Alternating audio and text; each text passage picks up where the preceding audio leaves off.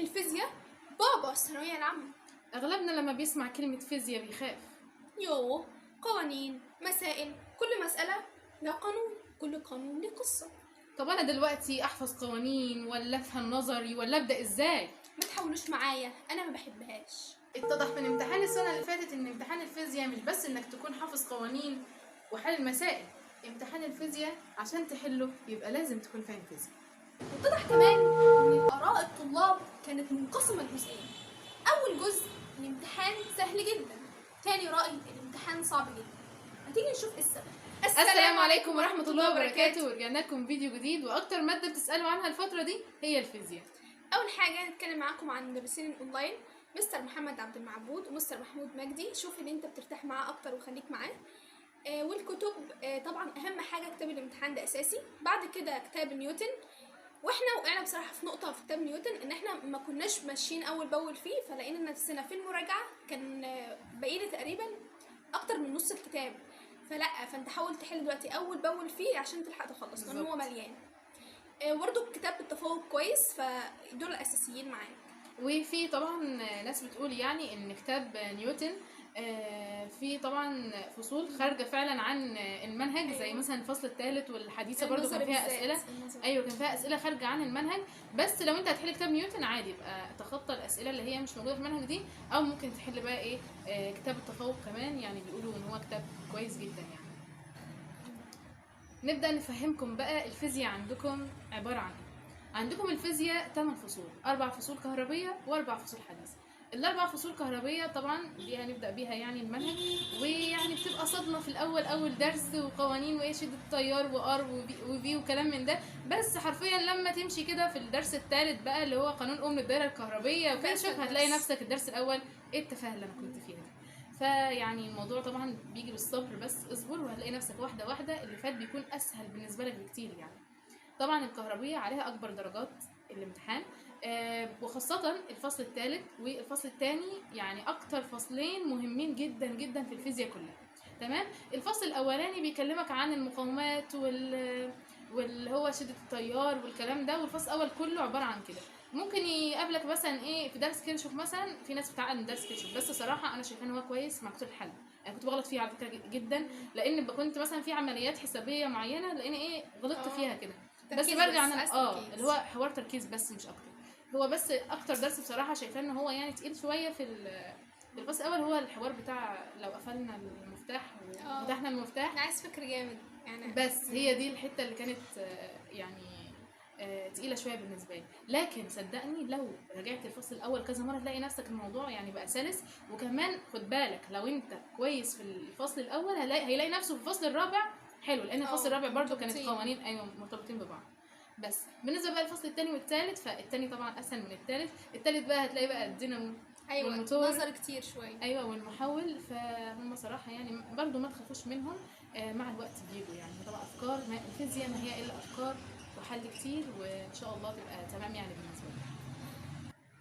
بعد كده 4 فصول برضو حديثة، ولكن كفصل بقى أصغر بكتير من الكهربية، ولكن بيبقى أتقل سنة بالنسبة للي مش بيعرف. يعني لو مش فاهم أصلا، يعني لو أنت فاهم تمام هتبقى الدنيا سهلة خالص معاك، إنما أنت لو حافظ قوانين فالحديثة مش قوانين بس، ده الحديثة أكتر حاجة فيها فهم النظري. فأنت عشان كده بأكد لكم مليون مرة إن أنت تاخد مع مدرس يكون بيفهمك ولكن مش بيحفظك، وخصوصا بعد امتحان السنه اللي فاتت ده كان كله او معظمه يعني كان نظري. فلا كان الناس اللي كانت فاهمه فيزياء كانت حالات كويس، عشان كده في ناس كانت بتقول امتحان سهل وناس تانية بتقول امتحان صعب جدا، فده على حسب كانوا فاهمين فيزياء ولا لا. في ناس كانت حافظه قوانين بس تعرف تحل كل تمام مسائل، ولكن مش فاهمه النظري.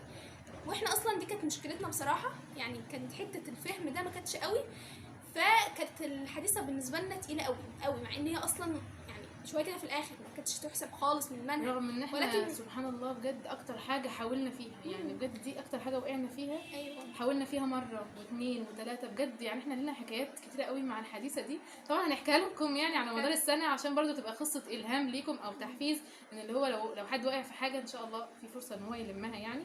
بس طبعا مش معنى كلامي ان انت من دلوقتي يعني ما عشان كده بنصحكم ان انتوا تفهموا حتى في نظري يبقى بالتالت والتاني برضو، فلازم تكونوا انتوا فاهمين عشان تعرفوا تطبقوا.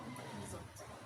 وطبعا النقطه دي اصلا معتمده يعني اعتماد اكبر على المدرس نفسه، خد بالك انت يعني لو- بالذات حته الفهم دي. لو فهمك خلاص تبقى تمام، مفيش اي مشكله. بالظبط.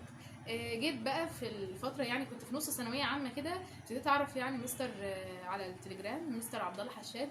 صراحه هو بقى اكتر حد فهمت منه فيزياء بصراحه. لانه انا كنت واقعه في الفيزياء كتير جدا، لدرجه ان انا كنت مثلا بحل كتاب نيوتن ده، لان الدرس مثلا يقف معايا فيه بال 15 سؤال في الدرس، فبجد كانوا كتير جدا جدا. وكنت بقى ابتديت ان انا اللي هو اتعقد، واللي هو يعني ايه، طب انا مذاكره وحليت من كتاب الامتحان، ليه لما حليت من كتاب نيوتن لقيتني بغلط كتير كده؟ فاكتشفت ان انا في حاجات فعلا مش فاهماها، اللي هو انا حافظه قوانين وبس، مش فاهمه بقى يعني ايه دينامو، يعني ايه الكلام ده، مش فاهماه.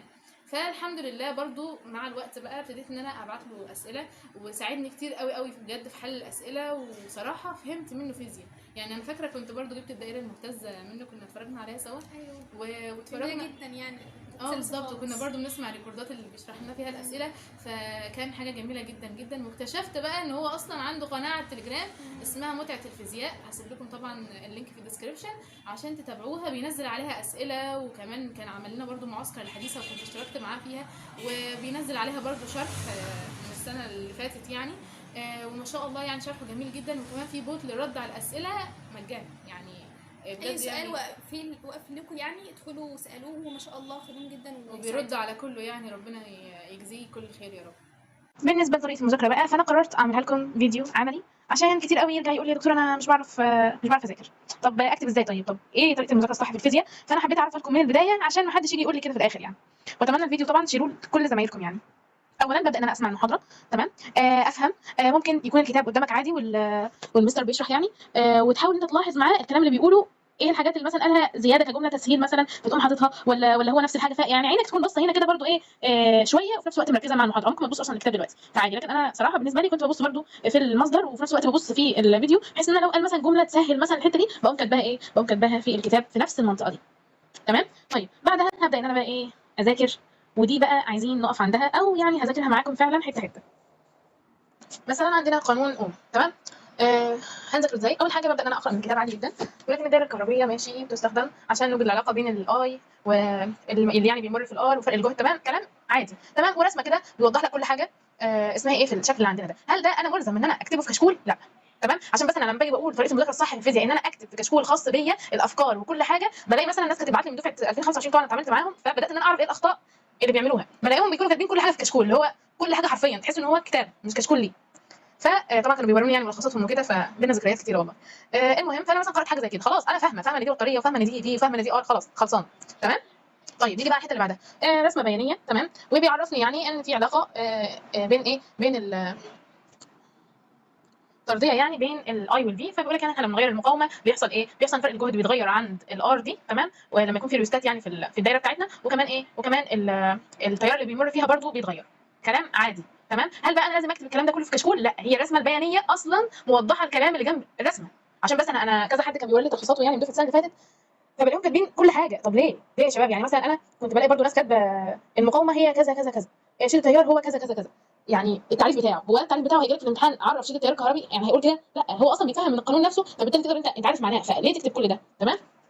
بس فانا رسمت العلاقه البيانيه اللي انا طلعت منها من الحته دي، وعرفت ان ايه، ان دلتا اي على دلتا بي بيساوي ايه، 1 على ار، ده الميل يعني بتاع الجزئيه دي، تمام. وعرفت ان ار هي بتاثر في التيار لكن مش بتاثر بيه، عشان بس عارفين اللي هو السؤال بتاع ايه، لو زادت شده التيار للضعف ار يجرى لها ايه، اكيد عارفينه يعني. المهم، خلصنا الحته دي، يبقى انا كده خدت المعلومتين المفيدين منهم. بس هنيجي بقى الحته اللي بعدها، بيقول ان شده التيار تتناسب طردي مع الفي، ده اصلا هو ده قانون اوم، تمام، عند ثبوت ايه، عند ثبوت المقاومه او عند ثبوت درجه الحراره، عشان يعني كده المقاومه يعني ايه، ثابته من الاخر يعني. فانا كتبت جنب قانون اوم اهو ان اي طردي مع في عند ثبوت المقاومه، بس اختصرتها في كده وخلاص، تمام. بعدها عندي رسمه بيانيه ثانيه تعتبر زي اللي هناك يعني، نفس المفهوم، بس بدل ما احط الفي يعني على الافقي، فانا حطيته بس على الراسي والاي الثانيه، فبالتالي هنا الميل ار مش 1 على ار بس، فما فيهاش اي حاجه برده، فقمت كاتباها ايه جنب الرسمه الثانيه وخلاص. على فكره انا لو يعني مع الوقت لو كنت اتعلمت طريقه التلخيص الصح، ما كنتش هكتب حتى الاثنين دول جنب بعض، انا كنت هكتب واحده بس فيهم، وانا عارفه ان الثانيه هتبقى الميل بتاعها ار، مش هيبقى الميل بتاعها ايه 1 على ار. فلازم يعني تلخص بذكاء، ما تملاليش الكشكول وخلاص. انا عايزه الكشكول ده هيبقى معايا طول السنه، هراجع منه وهراجع منه ليله الامتحان، فانا عايزه الموضوع يكون بسيط كده بالنسبه لي، ما يبقاش كده كتاب مش عارفه كام صفحه هراجع كل ده. لا، ده انا اصلا حاجات بسيطه خالص يعني، تمام. جه بقى بعدها بيقول لي وحده قياسها الاوم، والاوم يكافئ فولت على امبير، ومش عارفه ايه وكلام كتير. طب وتعريف الام يعني تعريف كمان الام مقاومه موصل يسمح بمرور تيار شدته 1 امبير لما يكون فرق الجهد 1 فولت. طب ما احنا عارفين الكلام ده، يعني احنا عارفينه تمام. فبالتالي انا بكتب بس المثلث اللي هو العلاقه، بفضل ان انا اكتبها المثلث لان كان في برضه ناس كانت لما كانت بتبعت لابسطها بالام كاتبين ايه؟ ار تساوي في على اي، تحتها اي تساوي في على ار، تحتها كمان في بتساوي اي في اي. اللي هو يا جماعه 3 قوانين، يعني انتوا بتحفظوا 3 قوانين ليه؟ هو مثلث كده انا ببقى عارفاه، او قانون واحد بس منهم انا عارفاه والباقي بشتقه منه، يعني ما تكتروش على نفسكم من الحفظ تمام. طيب يبقى انا رسمت المثلث، يبقى انا اتفقنا مع بعض لما الاقي حاجه 3 مكونه من 3 يعني بعمل مثلث على طول وخلصنا تمام. طيب وكتبت ايه مع الار ان هي دي بتقاس بالام اهي، وتحت كده سهم ان هي بتقاس بجهاز الاوميتر بس، خلصانه كده. جانا بقى الملاحظات اللي تحت، بيقول يعني ان المقاومه بتتاثر بايه؟ هي ممكن نحسبها عادي بالفي والاي من القانون، بس هي بتتاثر اصلا بتعتمد على ايه؟ بتعتمد على نوع الموصل وابعاد الموصل ودرجه الحراره. بعدها تحت جمله بيقول لك ايه درجه الحراره لما نرفعها يعني المقاومه بتزيد، فليه وكده. فبرضو من نفس الكلام كده ان انا هو زي معادله التصادم، فانا كتبتها بطريقه رياضيه، يعني لو زادت سرعه التصادم هتزيد، سرعه قصدي الاهتزاز هتزيد، فالتصادم هيزيد، فالمومنت هتزيد، بس كده. اللي هو الموضوع بيكون سلس اكتر بشكل اشيك اصلا من ده كلام رغي ورا بعضه. وبعدها بيقول في نوعين من المقاومات تمام، مقاومه اميه مقاومه غير اميه. طب يعني هل دي حاجه انت مستاهل تكتبها؟ لا، انا خلاص في مقاومه كذا مقاومه كذا خلصان، وقراتها مره من الكتاب خلصانه برضو، مش كل حاجه بنكتبها في كشكول تمام. وبعدها بيقول ايه ان في حاجه اسمها المقاومه داخليه المصدر اسمها ار اللي هي الصغيره يعني ار سمول.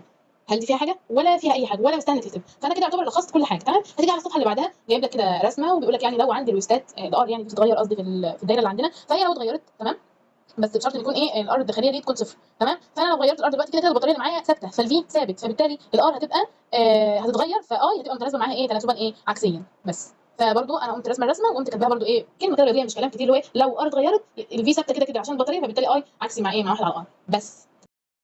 برضو عايزه اقول حاجه ان الحته بقى الفاضيه اللي انا كنت مشاوره عليها دي، الحته الفاضيه دي هتبدا ان انت تكتب فيها بقى مثلا ايه فكره عن قانون اوم. بعد ما تحل الدرس تمام هتعمل ايه بقى؟ بعد ما تحل الدرس هتلاقي ان مثلا في سؤال انت غلطت فيه مثلا، او سؤال لو هو تافه خلاص ما تكتبوش، علم عليه بس في الكتاب تمام. طب لو هو لا علم عليه بقى احط مثلا لاف جنبه، كنت بقى بحط قلب جنب الاسئله، او اكتب جنبه ايه سؤال حلو او سؤال وحش اي حاجه، مثلا اعمل شباك وهكذا تمام. والاسئله بقى اللي تلاقي بقى على الفكره دي بس فيها فكره اللي هو فيها فكره جديده، اكتبها بقى ايه في الكشكول ده، زود افكارك في الكشكول بس تكون الفكره جديده مش فكره سهله انت يعني، ما تقعدش تكتب حاجات كتير وخلاص، لان اعمل حسابك ان انت هتذاكر من الكتاب مره واحده بس، بعد كده هتذاكر من الكشكول. ودي طبعا الميزه ليه بقى؟ لان انا جيت بقى في اخر